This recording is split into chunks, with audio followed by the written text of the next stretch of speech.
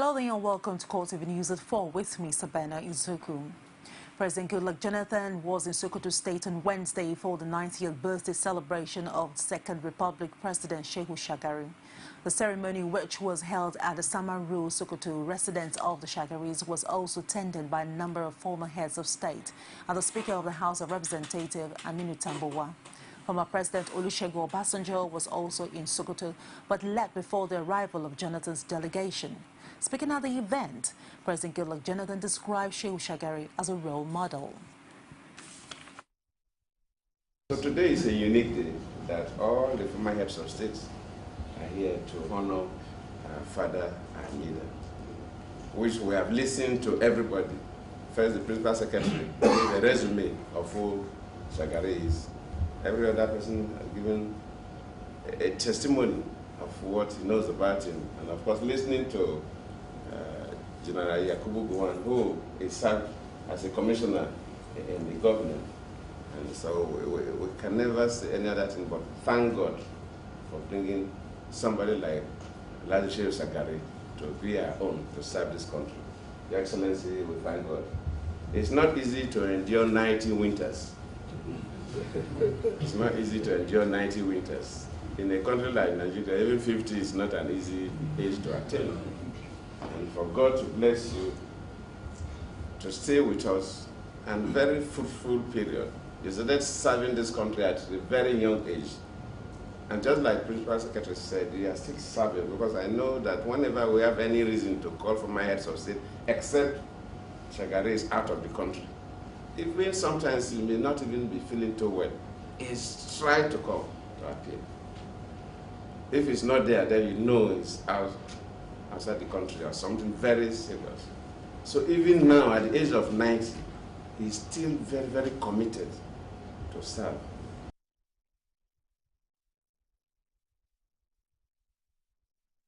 And away from there, presidential candidate of the All Progressive Congress, Muhammadu Buhari, says the forthcoming general elections is a major step for democratic consolidation on the African continent. Buhari made this known while speaking at the Royal British Institute of International Affairs, otherwise known as Chatham House in London. The APC candidate also used the opportunity of his appearance to assure the international community that if he is elected president, they will have no cause to worry about Nigeria as it is for some time now. He added that the issue of security and youth empowerment will be top of his agenda, while also accepting that the expectation from the people at the campaign rallies have at times been scary.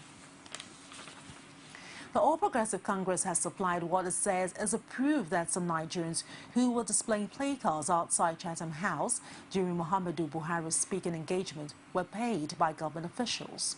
The evidence, according to the party, is a memo from one Chief Peter Muzie, identified as an assistant director of the PDP Presidential Campaign Office, to Professor Nick Eze, who coordinates civil society groups for the campaign team.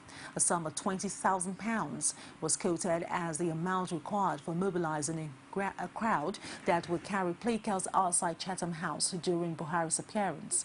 The special advisor to the president on political affairs, Professor Rufai Akali, was copied in the said memo.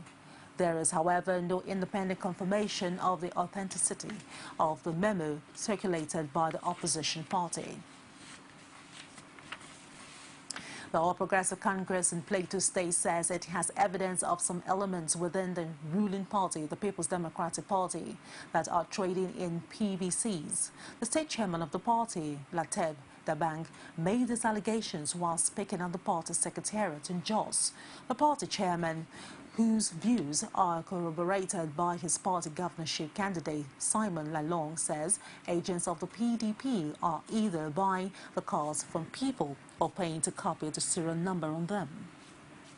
Is that information reaching us as a party is to the effect that some people who have been recruited by the PDP are going around from ward to ward wooing individuals to give them their PVC, that is the permanent voter's card. And we understand they are copying certain numbers on that card, the intention of which they want to use it for we don't know. They, however, urged the people to be on the lookout for those dealing in PVC so as to help in apprehending them. I am aware of that allegation. It was also raised with the INEC commissioner yesterday at the session we had with him, at the dialogue session we had with him. And, but the INEC commissioner promised that they are going to do their best, they are going to investigate. And wherever they get such situations, whoever is guilty of it, they know the appropriate action to take. If it is INEC, they will take sanction on them. But if it is individuals, they will hand them over to the police. The Nigerian Army Authority have announced a special promotion package for officers and men involved in liberating Baga in Borno State from Boko Haram insurgents. The Chief of Army Staff, Kenneth Minima, made the announcement while addressing the soldiers during an official visit to the newly liberated town. Minima said the soldiers will be wearing new ranks reward for their gallant efforts and flushing out the insurgents. He added that soldiers who died in the battle with the insurgents would also be promoted posthumously. The presidency has denied claims that it deliberately delayed the military offensive against Boko Haram to boost the electoral chances of President Goodluck Jonathan. It also accused the All Progressive Congress of displaying hypocrisy and lack of sincerity in hailing the military and condemning the government. Senior Special Assistant to the President on Public Affairs, Doyin Okukwe, said at a news conference in Abuja that the recent success of counterinsurgency operations had nothing to do with politics. He also accused the APC of demeaning the military and criticizing measures adopted by the government. Recent success of the Nigerian military in the war against terror has been made possible by the following factors. One, there was deployment of specially trained anti-terrorism combat squad. You know, these people, these officers, military officers were trained by some of our international collaborators.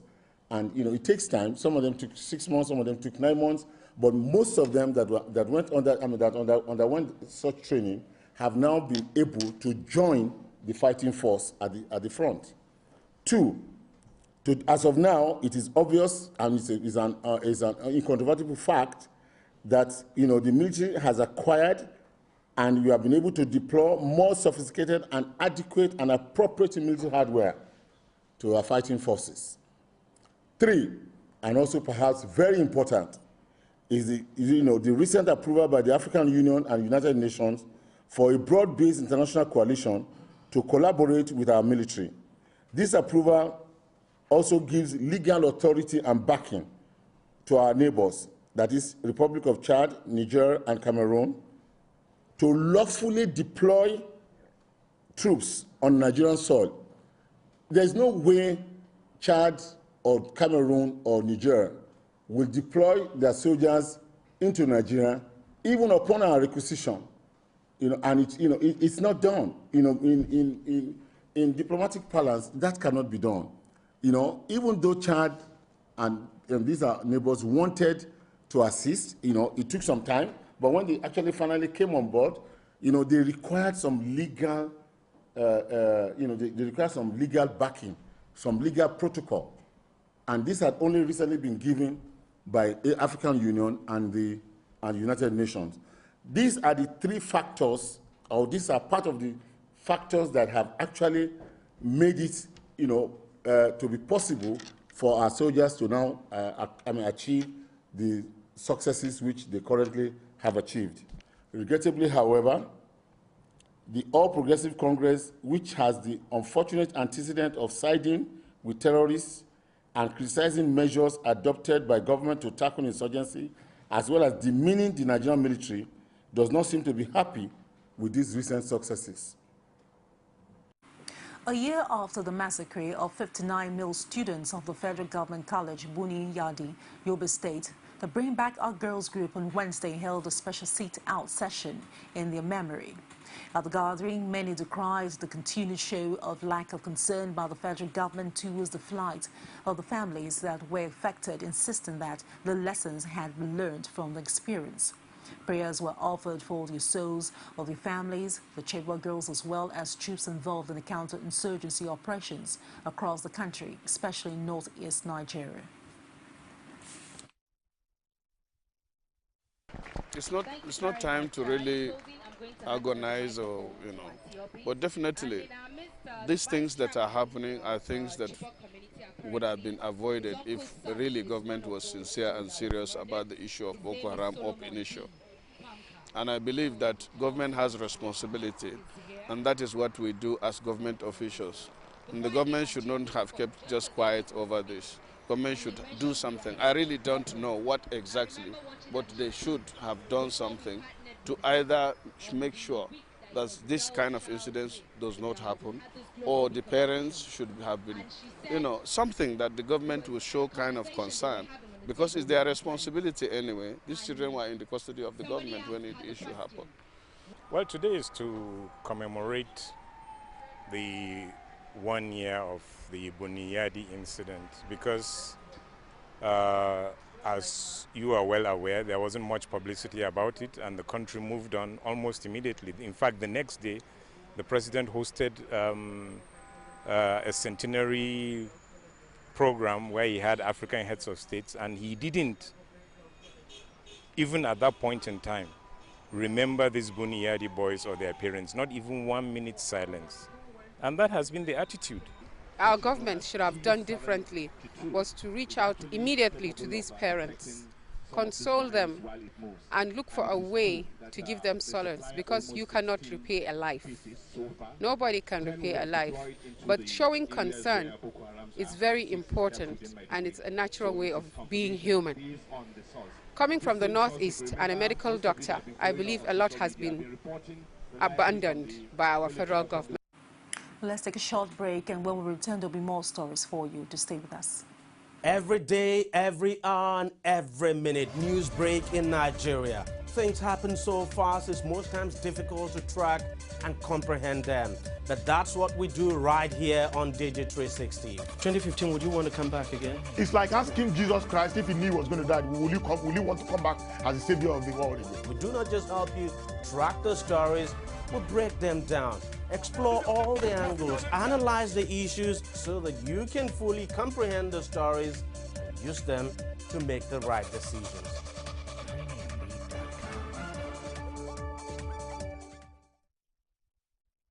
Welcome back. For more information, you can reach us on our social media platform, and that's on facebook.com/CoreTV News, on our Twitter handle @CoreTVNewsNG. For news updates and other stories, you can watch us on our youtube.com/CoreTV News, with a space and the news. The police have arrested a female politician, Aisha Maijama, and 23 suspected political thugs she allegedly hired for an operation in Tunduwada area of Kano State. She is said to be a member of the People's Democratic Party and a staunch member of the political camp of Bashir Lado, an incumbent federal lawmaker representing Kano Central. Briefing newsmen on the development, Police Commissioner Ibrahim Idris said the suspected thugs were caught in the act with dangerous weapons. We are not going to tolerate politicians, while on procession or in campaign, waving dangerous weapons or attacking each other. In the process, coercing, intimidating, innocent people within the community. We should realize that it's not only political actors that are inhabiting these states. We have innocent people that does not participate in these political activities. And I think they deserve to be left in peace. I belong to the PDP. Why are you here? Why are you here? I belong to the PDP. Why are you here? Why are you at the police headquarters? I'm here because I came to solicit for the release of the boys that were captured by the police, because they went there to plaster some posters in my local government. And then somebody framed us that we are trying to kill somebody. Did you send them? I didn't send them. Why do you want to be there for their release? They are our boys. They are from our headquarters, PDP headquarters. As a mother, I should be concerned. Are you telling us that they were being framed or what? I am the one who is being framed, not them, because I'm a political figure. So what's your name? Are you suspecting anybody? And that is my name. How did you are you suspecting anybody? I cannot name names, but I can tell you that I am being framed. and God will see me through. But you are recording voices also, isn't it? Away from that, residents and traders of Mosafejo area or the popular Oshodi market of Lagos have been put on an edge following recent developments of murderous power tussle between the factions of the National Union of Road Transport Workers. Patient Ajiboye has more. The fracas, the second in the last 10 days, left the Mosafejo community in disarray and has disrupted business and commercial activities in the area. It has also resulted in loss of property. The area is now calm after the storm of the clashes, which allegedly erupted again in the early hours of Wednesday, with men of the Nigerian police force on hand to stop further disturbances. Some residents who spoke to CoreTV News say lives have been under threat since this renewed violence. Because we've been under siege for the past, I would say 3 weeks now, that this thing has been going on. Burning of houses here and there, before the police now call for reinforcement. Traders also lamented a drop in business activities due to the clashes. See, now we are unable to sell anything now. We can't sell anything. We can't sell, we can't buy. And our customers, if you are a customer, can you wait? Can you stay here? It affected me today because of all these things make me today and no sell. Okay, and I get shop here, so we no sell because of all this fight and everywhere there are here. As nobody will feel shed market because everybody is fearing. Public Relations Officer of the Lagos State Police Command, Ken Nwosu, confirms the arrest of over 20 hoodlums who are currently facing trial in court. He added that arms and ammunition were also recovered from them, while assuring residents that normalcy will be restored to the area. Let me use this opportunity to assure the residents of Oshodi and its environs that the operation that is ongoing right now, like I said, is comprehensive and it is in place, and the CP's directive is that until complete normalcy is restored in that vicinity, they will not leave. So let the residents not entertain any fear. We are quite aware of the situation, and that is why the activities in place there that is ongoing will remain there until complete normalcy, like I said earlier, is restored. The residents who have been living in fear have, however, appealed to both the state and federal government to help in bringing peace to the area and restore their once booming businesses. Patience Ajiboye, CoreTV News, Lagos. In the build-up to the 2015 general elections, the Oyo State chapter of the Independent Electoral Commission has reassured residents of its commitment to make the elections free and fair for all. At a sensitization meeting organized by the Commission for Religious Leaders in the state, the resident electoral commissioner, Rufus Akeju, advised them to use their positions as opinion leaders to advise their followers not to sell their votes and desist from political thuggery. Omotayo Alo has the details. Elections draws near. The electoral body in Oyo has part of its effort to conduct a free and fair poll as brought clerics of both the Muslim and Christian faiths together to update them on the level of preparedness of the commission, as well as charge them on the roles to play for the overall success of the elections. The Electoral Commissioner, Rufus Akeju, took time to explain the list of offences that could be committed on election day, telling the leaders to educate their followers so as not to fall victim. We promise Nigeria and the world, all of Africa, that we are going to give you the freest, most acceptable election that has ever happened in this country and probably in the whole of Africa, that you will be proud of. That is, when the result is announced, you will not be crying. You'll be saying, yes, this is the person I voted for. Akeju urged the clerics to encourage their followers to get their permanent voter cards, stressing that the electronic card readers, which should be used to verify eligible voters on the day of election, leaves no room for any form of malpractice. After an exhaustive interactive session between the religious leaders and officials of INEC, this Christian leader tells residents to vote with their conscience and advise politicians to be civil and desist from evil conduct before during and after the election. We have politicians going all over the place, giving one thing or the other to everybody. But I believe Nigeria has come of age. You can't force anybody to do what he or she does not want to do. For the Muslim clergy, INEC may not have impressed most Nigerians with its surely preparation towards the elections, but citizens should ensure they make peaceful conduct a priority while exercising their civic rights. You don't want to rig. Let people go and free for violence. We need free election. That's what we want. As the electoral body continues its sensitization round with different groups in the state on its expectations, the outcome of such engagements will only be known on the day of elections. Omotayo Alo, CoreTV News, Ibadan. The Muhammadu Buhari will never become president, statement credited to the governor of Ekiti State, Ayodele Fayose, which has started generating reactions, with the governor saying he stands by his words. The Buhari campaign team in Ekiti State has called for the arrest of Fayose over an alleged move to truncate the electoral process in the country. Rashid has more.